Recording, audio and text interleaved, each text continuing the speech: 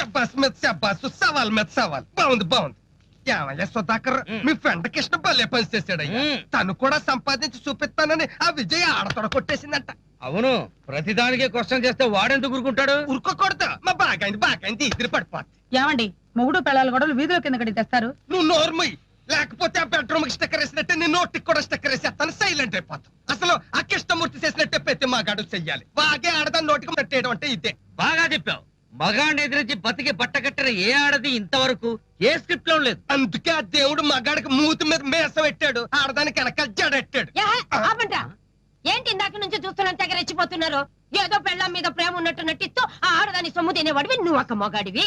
కట్నం ఇవ్వలేదని 10 ఏళ్ల నుంచి బెడ్రూమ్ స్టిక్కర్ కూడా తిని నువ్వు మొగాడివో కాదో కూడా నీకే తెలియదు. నీకొక మీసం, దానికి ఒక రంగు. అబ్బా, ఏ మొగాళ్ళయ్యా మీరు! ఏమిటయ్యా మీ మొగాళ్ళ గొప్పతనం? మీరు చేసే ఏ పనులైనా మేము చేయగలం. మేము చేసే పనులు మీరు చేయం చూద్దాం. ఎందుకు చేయం? చేస్తాం. అలాగా 9 నెలలు బిడ్డను మోసి కనండి.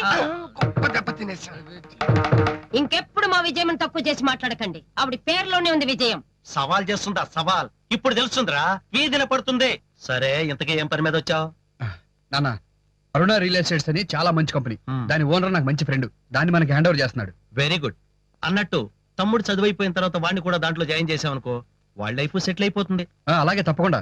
కానీ దాన్ని అగ్రిమెంట్ చేసుకోవాలంటే 5 లక్షలు అడ్వాన్స్ కట్టాలి. మీరు సైన్ చేస్తే మన ప్రాపర్టీ మీద కోఆపరేటివ్ బ్యాంక్ లోన్ ఇస్తున్నారు. పేపర్స్ ఇవిగో. ఏమండి, చదివి మరీ పెట్టండి. ఏమిటి సలహాలు ఇవ్వటం మొదలు పెట్టారు? కోడలను చూసి మీరు నేర్చుకుంటున్నారా?